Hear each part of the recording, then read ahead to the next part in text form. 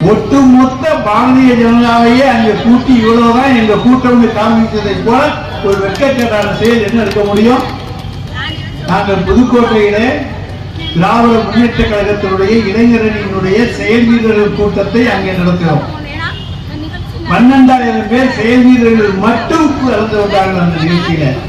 அப்படி என்று சொன்னால் இந்த திராவிட முன்னேற்ற கழகம் என்கின்ற அந்த மாபெரும் இயக்கத்தை எதிர்த்து நிற்பதற்கு இந்த தமிழ் மண்ணிலே எந்த சக்தியும் எந்த திராணையும் யாருக்கும் கிடையாது என்பதை அவர்களுக்கு நாங்கள் நினைவுபடுத்துகிறோம். டெபாசிட் தாங்க முடியாத கட்சிகளை பற்றியெல்லாம் நாங்கள் கவலைப்படுவது கிடையாது. அவர்களை கத்தி கூச்சல் போடுவதை பற்றியும் கவலைப்படுவது கிடையாது. ஆனால் அந்த நிகழ்ச்சியிலே பேசிய பாரத பிரதமர் ஒன்றை சொன்னார். நான் தமிழ்நாட்டுக்கு அள்ளி அள்ளி தந்திருக்கிறேன், 3 மடங்கு தந்திருக்கிறேன். இந்திய அரசை போல 2016 தந்ததை போல 3 மடங்கு தந்திருக்கிறேன் என்றுதான் சொன்னார். பார்த்தோம், என்னடான்னு பார்த்தோம். அப்படி என்ன 3 மடங்குக்கு இங்கே வளர வந்திருக்கின்றதை பார்த்தோம். விமான நிலையம் அங்கே புதிதாக 3வது முனையம் தரப்பட்டிருக்கிறது. ஆனால் இந்த 2வது முனையம் ஏற்கனவே UPA 2 தான் கட்டப்பட்டது.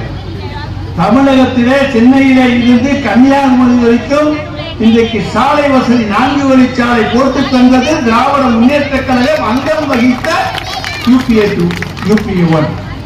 அன்றைக்கு 6,510 ரூபாய்க்கு வாங்கப்பட்ட க்ரூட் ஆயில் அன்றைக்கு டீசலும் பெட்ரோலும் அன்றைக்கு 71 ரூபாய்க்கும் 56 ரூபாய்க்கும் கொடுக்கப்பட்டது. ஆனால் இன்றைக்கு பாரதிய ஜனதாவுடைய ஆட்சியிலே 6,132 ரூபாய்க்கு வாங்கப்படுகிற க்ரூட் ஆயில், ஆனால் பெட்ரோல் 104 ரூபாய், டீசல் 96 ரூபாய். இப்படி 32 ரூபாயும் 39 ரூபாய் 40 ரூபாய் இப்படி அதிகமான மக்கள் பணத்தை சுரண்டி எடுக்கிற அரசு எந்த அரசு? இந்த பணம் எங்கே போகிறது?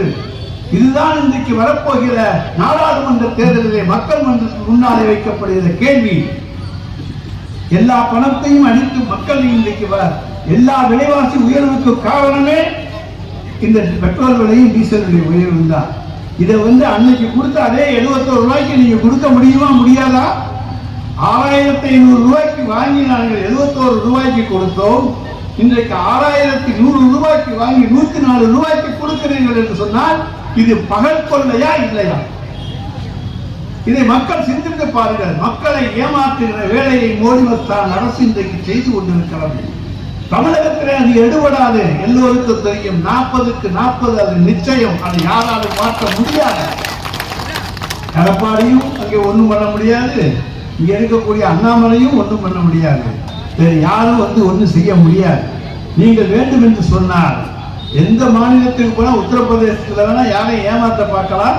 அங்கேயும் நாங்கள் மக்களிடத்திலே விழிப்புணர்வை நிச்சயமாக இந்தியா கூட்டணி மூலமாக உருவாக்கி, இந்தியா என்பது இந்திய கூட்டணியினுடைய இந்தியா கூட்டணிக்குத்தான் என்பதை நாங்கள் உருவாக்கி காண்பிப்போம். அதனால பாரத் பாரத் பாரத் வந்தாங்க. நாங்க பாரதத்தை இல்லைன்னு சொல்லல, பாரதமும் இந்தியாவும் ஒண்ணுதான்.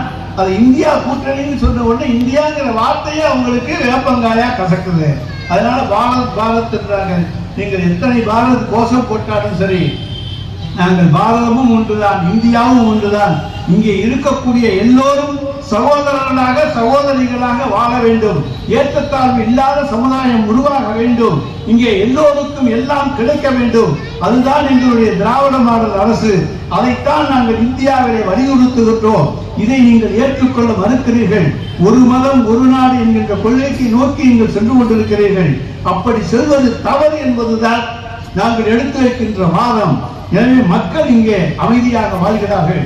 நினைவுதான் 7ஆம் தேதி 8ஆம் தேதி உலக முதலீட்டாளர்கள் மாநாடு இன்றைக்கு தமிழகத்திலே நடக்கிறது என்று சொன்னால் பல தொழிற்சாலைகள் தொழில் அதிபர்கள் தமிழகத்தை நோக்கி வருகிறார்கள். காரணம், இந்தியாவிலேயே தொழில் துவங்க ஏற்ற மாநிலம் தமிழ்நாடு. அமைதி பூங்கா தமிழ்நாடு. இங்கே மதக்கலவரம் கிடையாது, இனக்கலவரம் கிடையாது. அனைவரும் அண்ணன் தம்பிகள் என்கின்ற பாச உணர்வோடு வாழுகிற ஒரே மாநிலம் நம்முடைய தமிழ்நாடு. எனவேதான் அமைதி பூங்காவான தமிழ்நாட்டை தேடி எல்லோரும் வந்து கொண்டிருக்கிறார்கள். எனவே இந்த அமைதி பூங்காவை இந்தியா முழுவதும் இளைஞருக்கு செல்கின்ற பொறுப்பை இந்தியா கூட்டணி ஏற்கும். 40 வெல்லும். செய்திகளை உடனுக்குடனும் துல்லியமாகவும் தெரிந்து கொள்ள சப்ஸ்கிரைப் பண்ணுங்க.